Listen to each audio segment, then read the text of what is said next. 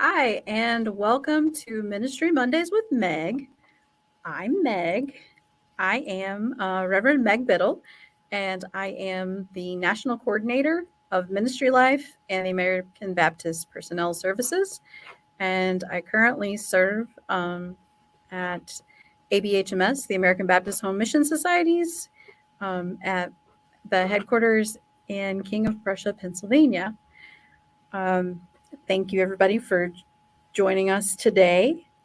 My guest today is Reverend Dr. Leslie Copeland, and she is the COO of the National Council of Churches. She's also the associate minister at Alford Street in Alexandria, and I am sure she's also an author for Judson Press with her first brand new book getting ready to be released November 30th. And I'm sure she's got other things that she'd like to tell us about herself. So, Leslie, if you wouldn't mind, for those who don't know you, introduce yourself, tell everybody about a little bit about who you are. Sure. Thank you, Meg. It's great to be here with you today. As you said, I work for the National Council of Churches, of the official title being the National Council of the Churches of Christ in the USA, which is an organization that has 37 member denominations, ranging from American Baptists to Presbyterians to Orthodox churches to peace churches like the Quakers. And we work together on issues in which there's unity, like ending mass incarceration, ending racism, do a lot of advocacy work.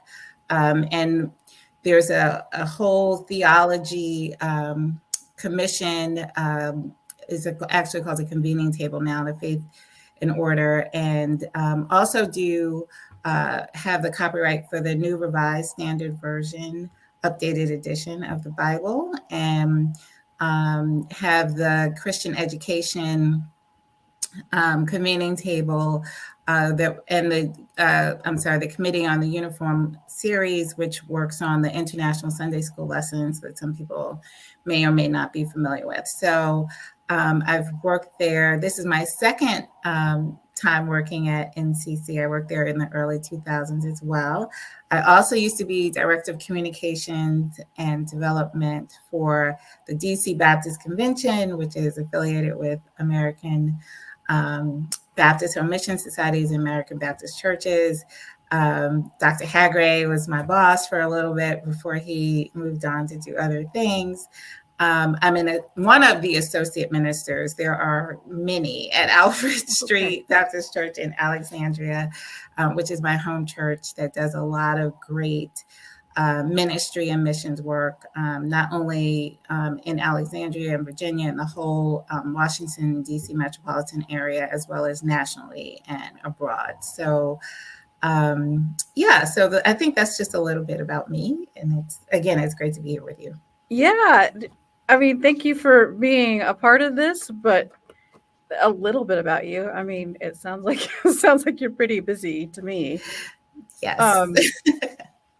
And as I kind of teased, you've got your new book, or your first book, coming out, but you also have the chapter in the Church on Purpose, the Reinventing Discipleship, Community, and Justice. Yes. Which, by the way, people, if you haven't read it, you should read it. And I'm just saying, like, as somebody who's been a pastor, and maybe that's the wrong response, it made me giggle a little bit, in good ways. Like, you open this up, let's face it, the church is messy and church leadership sometimes a hot mess, and I'm going, truer words were never spoken kind of thing, Yes. Because it doesn't matter if you've been a pastor, whether you are paid, unpaid, if you served in ministry, churches, it's just, you kind of just try to figure out, which hot mess you want to go and be a part of, and go, okay, these are my people. Um, so I love it. I love that it's honest. It's not, it doesn't feel, sometimes, yeah, I know academics and things like that, they're important, but sometimes it just feels so academic that you're like, okay, let's just call it like we see it. And to me, that's calling it, you know, like like you see it. So Yeah. I very much appreciate that. So if there are people watching and you haven't read it, you should read it, especially, chapter 3, which Yes. is Leslie's chapter. Um, so your first solo book, right, is Yeah. coming out November 30th, Yes. and it's 24/7 embodying Christ-like leadership, Yes. right? So Yes. so was it this book that got you roped into writing your first one, or is like writing a book something you've always wanted to do? Um, I feel like I might have said years ago I wanted to write a book. I didn't know what I was talking about. It's kind of like when you accept your call to ministry and you're like, oh my goodness, I had no idea what I was getting myself into. But I'd actually done a workshop on Christian leadership. And Adam Bond was at that workshop and asked me to turn that lecture that I did into a chapter for the book, which was just such a blessing. And so as I was writing the chapter, I kind of thought this could really be a book. And then obviously I didn't do that. That was a few years ago. I think that was published in 2015, if I'm not mistaken, or somewhere around there. Uh, right. It's so like the COVID vortex of time, like time Right. just sort of No kidding. it's like we've 2015, lost you're right. time and then we've gained some time. So in any case, during COVID, I was watching honestly some of what I felt like was a lack of leadership played out on just such a broad, not only national, but international scale. And I just felt honestly really vexed in my spirit. Like, this cannot be. And some of the people who claim to be, and I'm not saying that they're not Christians, but who, purport their faith and their belief in Christianity and Christ, seem to be the ones who were vexing me the most. And certainly saying and doing things that I at least felt like put people in harm's way. And so it really just kind of pricked my spirit, like to revisit the chapter and to revisit this whole idea of what it means to be a Christian leader, specifically a Christ-like leader, and not just a leader. Like, what makes a difference? Like, if we say that we're Christians and that we are disciples, followers of Christ, what is the difference in our leadership? How does that look? What does that feel like? How do people receive it? So I really just kind of delved into, tried to look into, in a really honest way. I felt myself many times, and I say this in the book, I would almost be apologetic, like, well, I'm not talking about perfection. I'm talking about, our goals, because I didn't want to be, and I still, to your point about we're a hot mess, like we are, we have faults, we all miss it sometimes. So I didn't want to be condemning, but I also felt like I needed to, through the book, really push us to do better in some cases, and at least to be thinking about how we can do better, how we can represent Christ more in the world and in our spheres and places of influence.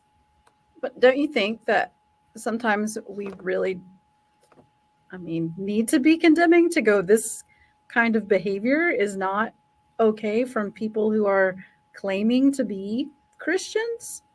Yes.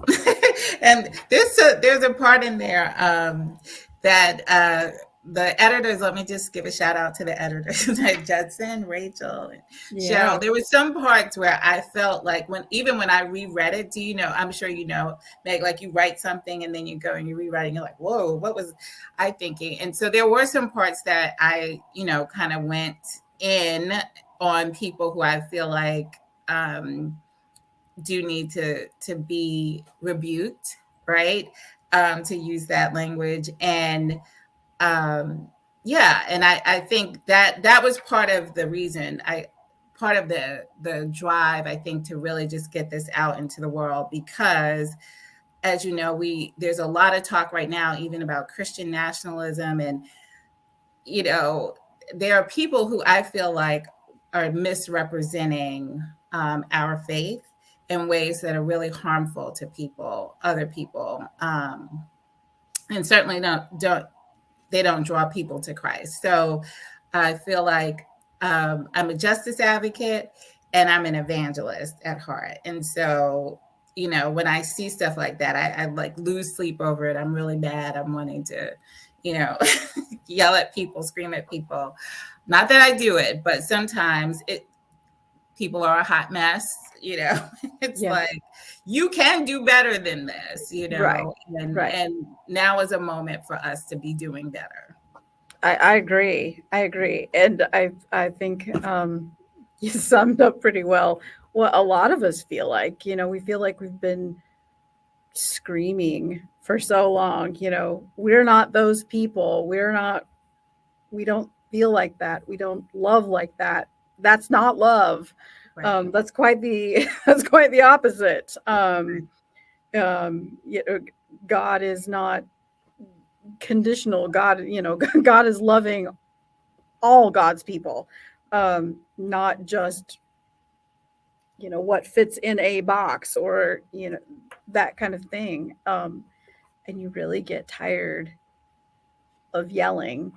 But in one of these conversations that I've had with someone, and when I remember who it is, I will give them credit. But and it may have been Ryan Burge, but who wrote Nuns, said that when you get tired of yelling, start explaining instead. And so maybe that's why you write books like these, because it's time for someone to explain. Amen. I like that. I do too. Really liked it. And so I look forward to reading the book, and I could probably cheat and yeah. I might have to go have a conversation with a JP person, because and get a sneak peek. But in one of your introductions, or it was an about you or something like that, I'm not sure. They listed you as a transformed nonconformist. Can you say a little bit about that? Because I love it. So this comes out of a book by Reverend Adam Taylor. He is the head executive director, it may be chief CEO of Sojourners. And his first book, oh my goodness, was about hope, advocating hope. I think I'm getting Is that Mobilizing Hope? Mobilizing Hope. I know Okay. had Mobilizing Hope. And in that, he talks about people who are transformed nonconformists. And I was one of the people. I was honored to be one of the people listed as a transformed nonconformist. So what he's talking about is, people who really, as a justice advocate, first of all, I believe in transformation. And I believe that transformation, at least part of it, is speaking out against injustice in our world. And so, yeah, I love that. I loved it when he did it, and I still love it. I think it's a really neat way to talk about how Christians can engage in the world and how we are supposed to show up in public spaces for other people, for the most vulnerable. And I know that this is part of my calling, but I believe it's part of our calling as a Christian community to show up in those spaces and speak life and justice and righteousness for people for ourselves and for others. And I'm known to be out on the street at a rally, and I've done civil disobedience, So I guess that's the nonconformist part of it. I think it's a wonderful, if somebody's going to give you a label, what a great one to have, really. I mean, we spend a lot of times labeling people and things like that, but I could see how that would definitely be an honor. I mean, oh, come on. Yeah. And I would say, I know this isn't about mobilizing hope in the book, but I do think that's okay. Just shout out to Adam. And if you haven't read it, I think it is a good book, because I do feel like there is a lot of self-centeredness in our society, and mobilizing hope and really looking at how we live in community, beloved community even, together is something that we should be doing as Christians and as a faith community. And is that sort of like a summation of what your book is about? 24/7 embodying Christ-like leadership. Yeah, and it is. And it's also, you will know, one of the things that and I'm sure you've heard and seen and experienced, is that sometimes people who are the loudest about being Christians can also be terrible when they're leading other people. I say that in love, but some people are just, they can be mean, they can be cruel, they can be impatient. And so I have moments when I can be impatient. I'm generally not mean or cruel, but I can be impatient.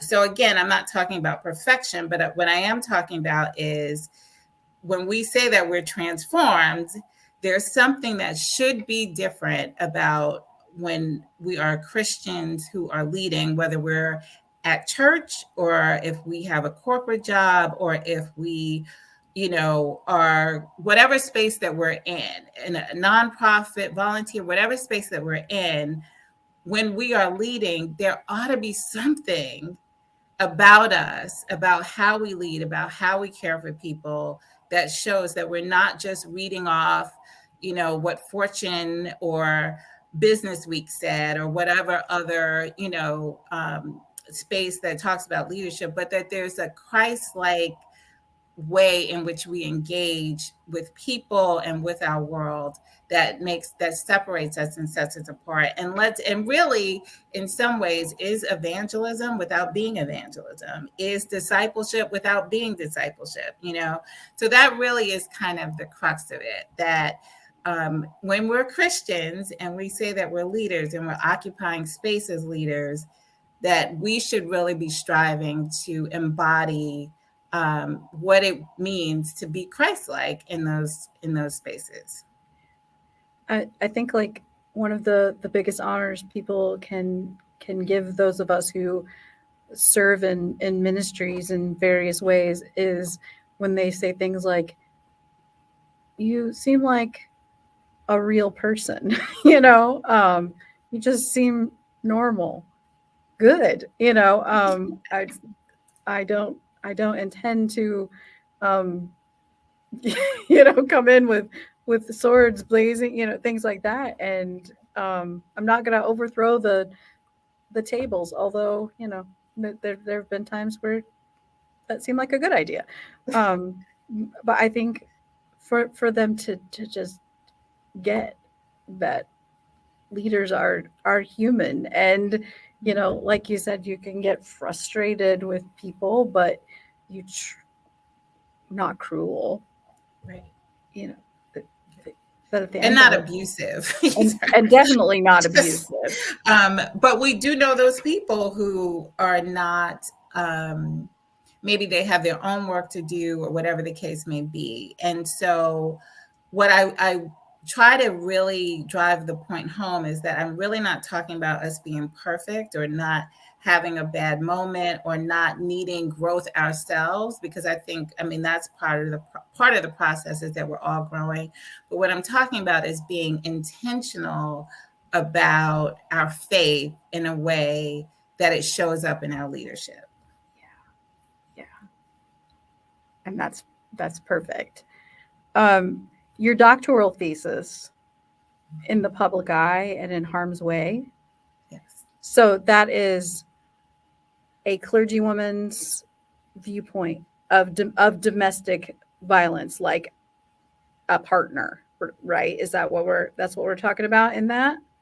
Well, I studied clergy women's experience of domestic violence as people who are in the public eye, but yet oftentimes don't have the space to even be vulnerable in that kind of way. Like that there's a way in which we talked about fishbowl a little bit, but that when you're a clergy woman, when you're dealing with an abusive relationship, it really does, there needs to be different kinds of support than maybe other people. So that was really, that was my hypothesis. And yeah, that was the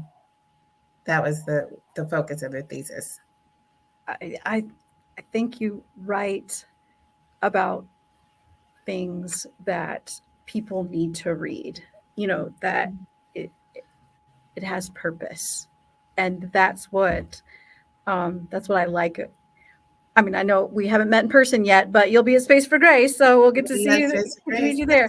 But I mean, that's what I love about you, is that authentic and genuine, and it seems to be information that is relevant, is not just information for information's sake. Some people write books to write books. You write books with purpose, and I appreciate that. Thank you. It was definitely a labor of love that I feel like I was called to write it. So I know that might sound strange, but I kept trying to figure out some other topic to do for my thesis, but that one just kept really drawing me in. And if I write another book, which I do, there's some parts of that I would like to expand upon, and not just for clergy women, but just in general, because I do feel like, there's some things that we do really, really well as church, as faith community, and then there are other things that we don't do so well. And I feel like that is one of the things when we talk about abuse and violence, domestic violence, that's an area that we need to be pushed a bit to do better, as hard as it is. But, Do you think some of that is just because people don't know how to help? Yeah, I think some of it is people don't know how to help. Definitely. I think some of it is denial, which we are good at sometimes in the church. It's hard for us to admit some of the harder things. But I think that's where, that's what we have to do in ministry, that there are some things that are hard, that are not black and white, to use that phraseology as an example, that there's a lot of gray and there's a lot of shades of gray, but that doesn't mean that we shouldn't lean into it. And when people are dying, it seems to me that the church should be, in particular, on the front lines, and that is definitely an area that we know even from COVID, the upticks in violence, not only in homes but in our communities. This is a place where the church needs to be, and so So yeah, I that, which is why I feel like it's a calling, because I'm like, can I get an easy topic? Like, Right. can I write Right. something Right. like, I dream about writing a sitcom with a pastor, a woman pastor, the other side of the pulpit, or something along those lines. Just because I know a lot of women pastors who have the most hilarious experiences. People would not believe some of the things you would know, Meg, I but people would. would not believe I could lend some you a of the few crazy stories. things. Yeah. Yeah. And I'm not saying crazy things don't happen to male pastors. So that's not my point. But I know for women pastors and women in ministry, craziest kinds of things happen. But there's a lot of work for us to do as a faith community, as faith communities, and as churches. And I feel like for us to hide away from those isn't. I mean, that's not who God calls us to be. So, what's something that you want people to know about you? Like, there's a what question do you wish I would have asked? Is there Oh my something goodness. like, ooh, I wish you would have asked me that so I could tell them this thing? I don't know if there's something I wish you'd ask. What else do I want people to know I don't about me? know, sports team, an animal, Oh, something. so Okay, we could I'm talk a about that. basketball fanatic. I love basketball, but I'm super competitive. So I will shut down if my team like loses. I'll turn the channel. My sister actually played through college, and she, like, if her team loses, she, like, you don't even want to talk to her. Okay. And a funny thing, my son is actually a lot like her. But I love, especially so. My team, honestly, is the Knicks, which is, it's painful. But I also watch. I live in the DMV, so I also watch the Wizards, the Washington Wizards, and I love college basketball. So I went to Syracuse undergrad. I went to, this is a fun fact. Syracuse undergrad. Went to Duke for Divinity School. I did an MBA at Maryland. And 2001, Duke won the NCAA championship. 2002, Maryland won the NCAA championship. 2003, Syracuse won. Carmelo Anthony. So I felt like God was loving up on me. There you go. Well, see, these are great things to know.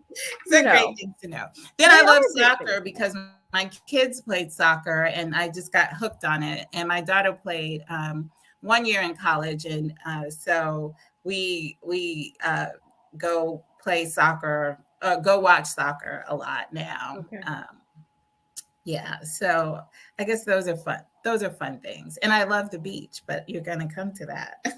Right, right. Everybody needs to come, whether they watch this video before, after, we'll record it. But yes, I'm coming. So, and I'm looking forward to meeting you in person. So, my last question is the joy question. We talked about, we know you're a sports fan, Yes. and but what brings you joy in the things that you do? Pastor, author, mom, soccer, Yeah. what brings you joy in your life? Um, so I do have to shout out my children. I have two now young adult children.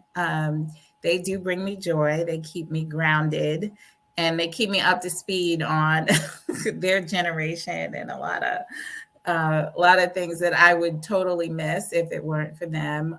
They also are just a reminder to me of God's grace. They really are a gift. And both of them are justice minded. When I have, from the time they were little, they were with me at rallies. At one point, they're like, "What rally are we going to this weekend, Mom?"